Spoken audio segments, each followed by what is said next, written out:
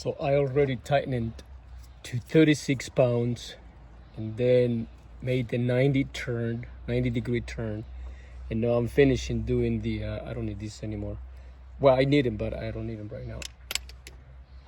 And now I'm just finishing the last 2 balls at 45 degrees turn.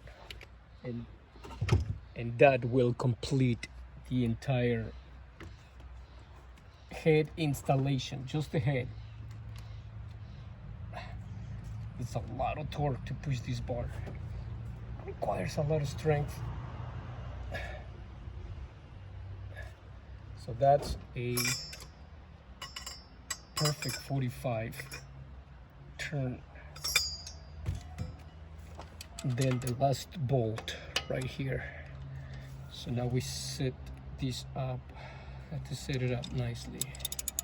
So that's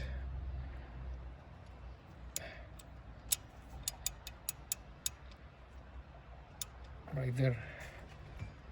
I cannot do it with this short one, so I had to use this pry bar and bring this to 45. There you go.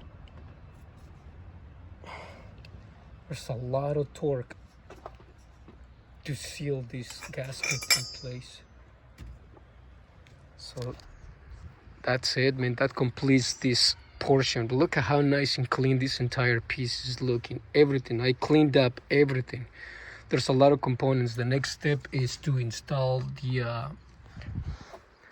stems for the exhaust, so I can install the gasket that goes right here in between those right there, and then just keep on moving with the head, the how do you call the camshaft casing, and then start putting everything back together right there.